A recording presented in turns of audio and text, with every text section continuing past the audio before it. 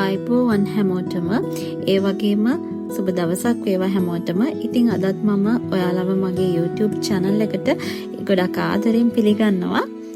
අද අපි යන්න හිතුවේ ටිකක් වෙනස් තැනකට. හවස් වරුව ටිකක් සනීපට ගත කරලා එන්න පුළුවන් තැනකට යන්න හිතුවා. ස්වභාව ධර්මයෙන් අසලත් එක්ක බලලා එන්න. ඉතින් අද අපි මේ යන්න හිතුවේ හුනස් දිය ඇල්ල බලන්න. ඉතින් අපි මේ වීඩියෝ එක බලුවොත් ඔයාලට හුනස් ගිරිය වෝටර්ෆෝල් කියලා අපි මේකට කියනවා. ඒක ගැන වීඩියෝ එකක් මම අද බලන්න ආරම්භ එන්නේ. ඉතින් මේ channel අද දවසේ මාර්කට් මේක බලන්න එන්නේ කියලා හැමෝටම ආරාධනා කරනවා. ඉතින් අපි යමු නේද?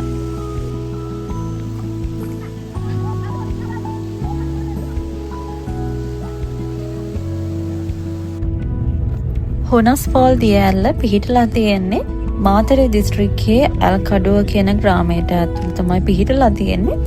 මේකට අපි ළඟා වෙනවා නම් නුවර පැත්තෙන් ආවොත් එහෙම අපිට වත්තකම හරහා එන්න පුළුවන්. කිලෝමීටර 22ක් විතර තියෙනවා මේ දිය ඇල්ලට. ඒ වගේම තමයි මේකට අපිට එද්දී ඕනනම් අපිට අපේ පෞද්ගලික වාහනයක් පාවිච්චි කරන්නත් පුළුවන්. එහෙමත් නැත්නම් බස් එකක ඇවිල්ලා මේකට අපිට යන්නත් පුළුවන්. ඉතින් ඔයාලා කැමති ඕනම විදිහකට මේකට ළඟා වෙන්න පුළුවන්.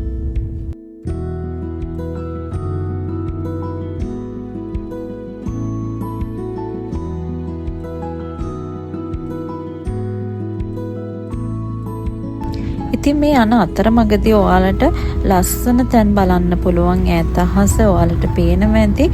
අපි යන දවසේ එදා චුට්ටක් වහින්න වගේ තමයි තිබ්බේ. හැබැයි ඈත වලාකුළු හැම හරිම ලස්සනට පේනවා. ඔයාලට පේනවා ඇති. ඉතින් මේ අසිරිය බැල ගන්න කැමති ඔයාලට වුණත් හොඳට ඇවිදලා විනෝද වෙලා යන්න පුළුවන් තැනක් තමයි මේ පැත්ත.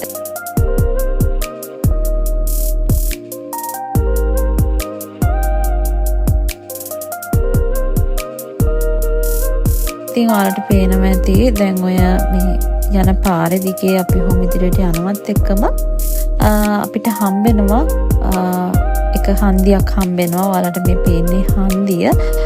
මෙතන ඉඳන් අපි ඇතුළට යතුරු පාරක යන්න ඕන. ටිකක් පටු පාරක් තමයි මෙතනින් එහාට තියෙන්නේ. ඉතින් මේ පාරේ කොහොම හරි අපි එතන මේන් රෝඩ් එකේ ඉඳන් මීටර 650ක් විතර පහු කරලා තමයි මේ ඇතුළට එන්න ඕන. ඉතින් මේකෙද්දි ඔයාලට එතන බස් එකකින් ආවොත් එහෙම මෙතන හන්දියේ ත්‍රිවිල් තියෙනවා. ත්‍රිවිල් එකකින් මෙතෙන්ට ළඟා වෙන්නත් පුළුවන්. එහෙම නැත්නම් තමන්ගේ වාහනයක් එනවා නම් පෞද්ගලික වාහනයකින් එනවා නම් වාහනේ අදාළ දියැල ස්ථානයටම ළඟා කරගන්න පුළුවන්. දැන් අපි එන්ට්‍රන්ස් එකට ළඟා වෙලා තමයි තියෙන්නේ. ඉතින් මෙතන එන්ට්‍රන්ස් එකෙන් අපිට ටිකට් ගන්න ඕන. රුපියල් 150ක් වෙනවා ටිකට් එක ප්‍රයිස් එක. ටිකට් එක අරගෙන අපිට අතුරට යන්න පුළුවන්. එතන ඉඳලා මීටර 300ක් වගේ දුරකින් තමයි දියැල්ල පිහිටලා තියෙන්නේ එන්ට්‍රන්ස් එකේ ඉඳන්. ඉතින් ඔයාලට ඒ ටික ලස්සනට ඇවිදගෙන යන්න පුළුවන් පරිසරයක් තමයි තියෙන්නේ. ඇත්තරම ටවුන් ඒරියා එක වගේ ජීවත් වෙන කෙනෙක්ට මේ වගේ තියෙන මේ පරිසරය විඳගන්න එන එක හරිම අපූර්ව අත්දැකීමක් වේ. ඉතින් අද මේ අපි මේ ගමනට යන්නේ මමයි මාත් එක්ක බබා යනවා. ඒත් එක්කම මේ අපේ මල්ලි යන්නේ බබාගේ මාමා. ඉතින් අපි ටික තමයි එදා ඒ වගේ අම්මත් යනවා. ඇත්තටම අම්මයි අපි ටික තමයි එදා මේ ට්‍රිප් එක ගියේ. අපි ටිකක් හවස් වෙලා තමයි මේ ගියේ. ඒ නිසා චොඩක් අර එදා වහින්න වගේ ගතියකුත් තිබ්බ. හැබැයි වැස්සේ නැහැ. ඒ ගතිය තමයිට ඔය පෙඩක් පේන්නේ අහසේ චූටි අඳුරු ගතිය. ඉතින් මේ පාර දිගේ තමයි අපිට ඔය ඉස්සරහට මේ යන්න වෙන්නේ දියැල නරඹන්න. ඉතින් හරිම ලස්සනයි. ඔයාලා උනත් දැනගන්න ඕනේ මේ වගේ පරිසරයකට ආවම ඒ පරිසරයේ සුන්දරත්වය පමණක් විඳගෙන යන්න.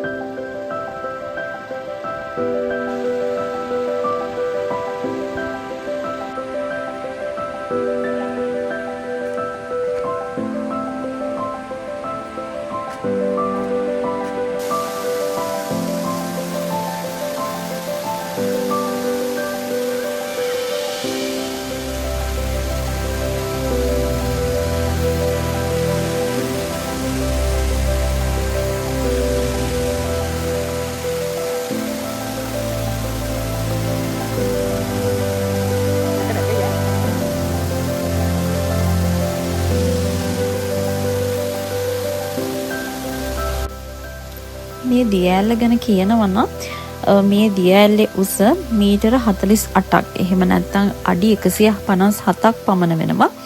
ඉතින් මේ අපි කියපු දවසේ වතුර නම් ලොකුවට තිබුණේ නෑ ඇත්තටම. මේකේ වතුර තියෙන කාලයකට ආවොත් තවත් ඔයාලට ලස්සනට බලා ගන්න පුළුවන් මේ දිය ඇල්ලේ තියෙන සුන්දරත්වය. මේකේ ළඟටම අපිට යන්න පුළුවන්. ඒ වගේම තමයි ඔයාලට කියන්න ඕන දෙයක් තියෙනවා. මෙතන ගිහිල්ලා අපි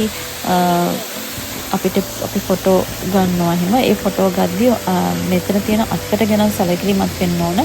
මොකද මේ අත්කටට හේතු වෙලා ෆොටෝ ගන්න එපා කියලා තමයි එතන ගහලා තියෙන්නේ. මොකද අවදානම් තත්ත්වයක් තියෙන්න පුළුවන්. අපි වැටෙන්න පුළුවන් පල්ලෙහාට. ඒ නිසා අපි ඒව ගැන සැලකිලිමත් වෙන්න ඕන ෆොටෝ ගන්නවා වගේම. ඉතින් මේ දිය ඇල්ල මෙතන හරිම ආසයි ගොඩක් වෙලා ඉද්දි. මොකද එතන තියෙන වතුර බිඳුව අපේ ඇඟට ඇවිල්ලා හරිම සිසිලක් දැනෙන්නේ. ඉතින් ඔයාලත් මේ සුන්දරත්වය විඳ ගන්න බලන්න මෙහෙට එනවනම්. ඉතින් අපි මේ බබත් එක්ක එදා ගියපු දවසේ බබා ඔය ළඟට ගිහිල්ලා දිය ඇල්ලක් බලන්න ගියපු පළවෙනි වතාව ඇත්තටම. අපි කලින් රාවණ ඇල්ල බලලා තිබ්බත් ඒක ළඟටම ගිහිල්ලා බැලුවේ නෑ. මේක ළඟටම ගිහිල්ලා බලපු අවස්ථාවක්. ඉතින් යාටත් ඒක අලුත් දවසක්, අලුත් අත්දැකීමක් වුණා. ඉතින් අපි මේ දිය ඇල්ලේ උඩට ගියපු වෙලාවේ නම් එතන කවුරුත් වැඩි හිටියේ නෑ. හැබැයි අපි ඊට පස්සේ දිය ඇල්ලෙන් පල්ලෙහාට එද්දී කට්ටියක්ම ගියා උඩට දිය ඇල්ල බලන්න. ඉතින් මෙතන මේ තියෙන පල්ලෙහාට තියෙන පාර තියෙනවා. ඒ පාර දිගේම පල්ලෙහාට ගියොත් ඔයාලට එතන වෙනම තටාකයක් වගේ එකක් තියෙනවා. ඒ තටාකේ ඉඳලා ඔයාලට නාගන්න එහෙම පුළුවන්. උඩ දිය ඇල්ල එතන නම් නාන්න බෑ. හැබැයි පල්ලෙහා එතන තටාකේ ඔයාලට නාලා විනෝද වෙන්න පුළුවන්. ඉතින් අපිත් මේ පල්ලෙහාට නාන්න කියලා තමයි යන්නේ. හැබැයි අපිට ඉතින් නාගන්න බැරි වුණා. ඇත්තටම හිතුවට වඩා වතුර සීතලයි. මොකද අපි ගොඩක් හවස් වෙලාගේ පහට කිට්ටු වෙන්න වගේ තමයි අපි මෙතෙන් ගියේ. ඒ නිසා අපිට නාගන්න බැරි වුණා. අනිත් එක ඔයාලට කියන්න ඕන මේක විවෘත කරලා තියෙන්නේ 8 ඉඳලා 5 වගේ වෙනකන් තමයි ඇත්තටම. හැබැයි ඔයාලට මේකෙන් 5න් පස්සේ ටිකට් එයාලා නිකුත් නොකරන බව තමයි එතන දැන්වීම ගහලා තියෙන්නේ. ඔයාලා වුණත් ඊට කලින් යන්න. මෙතන අපි මට මතක විදිහට අපි ගියේ 3:00 වගේ වෙලාවට තමයි ගියේ. ඔව් ඒ වෙලාවත් එක්ක තමයි අපිට හැබැයි මේ වෙලාව හරිම හොඳයි. මොකද අර ඉර බැහැගෙන යන වෙලාවත් එක්ක ඉතින් හරිම අපුරුවට අපිට කාලය ගත කරන්න එදා පුළුවන් වුණා. ඉතින් මේ මාමත් එක්ක යා ඔය උන්චිරි පදින්න ගිහිල්ලා මෙතෙන් හරි ලස්සනට දිය ඇල්ල පේනවා. ඇත්තට මේ view එක හරිම ලස්සනයි. ඔයාලටත් පේනවා ඇති දිය ඇල්ලේ සුන්දරත්වය මෙතන ඉඳන් හරියටම බලන්න පුළුවන්. ඉතින් එතන කාලය ගත කරනවා අපිට දැනෙන්නේම නැති වෙලා යනවා ඉඳගෙන ඉද්දි.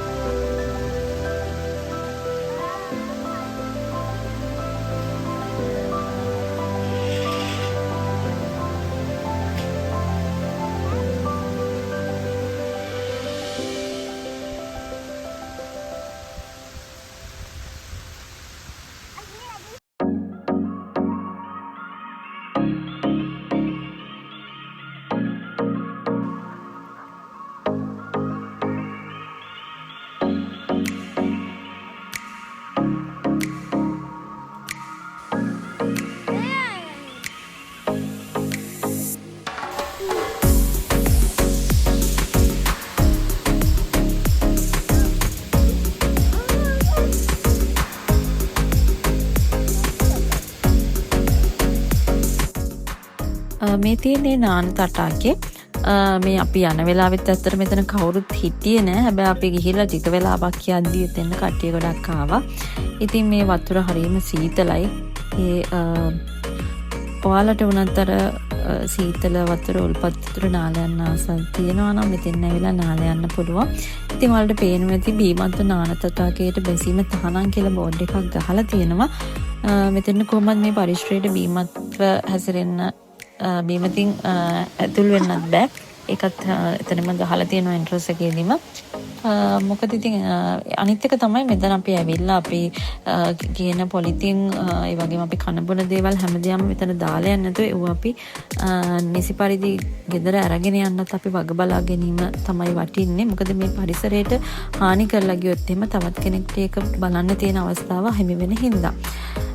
ඉතින් මෙතන මේ හරිම සනීපෙට අපිට ඉඳගෙන ඉතින් ඔය ලස්සන බලන්න පුළුවන්. අපි චුට්ටක් වෙලා මේවා ඉඳගෙන හිටියා නාන්න ලෑස්තිලා ගියත් නාන්න ගත්තේ නැති නිසා චුට්ටක් වෙලා අපි මෙතන කාලේ ගත කරලා තමයි එදා දවසේ අපි ආවේ.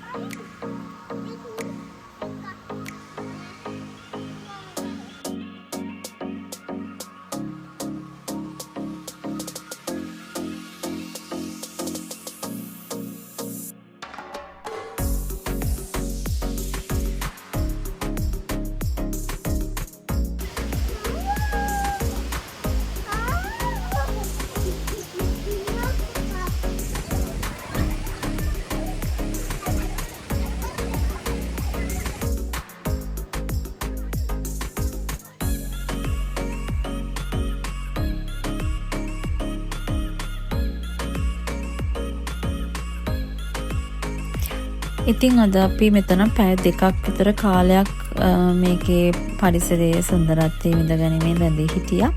ඉතින් හරිම ලස්සන තැනක් ඔයාලා වුණ අනිවාර්යයෙන්ම මෙතන ඇවිල්ලා මේ සුන්දරත්වය විඳ ගන්න යන. හැබැයි මේ ගහලා තියෙනවා වගේම අපද්‍රව්‍ය තැන නොදමන්න කියන එකත් ඉල්ලීමක් කරනවා.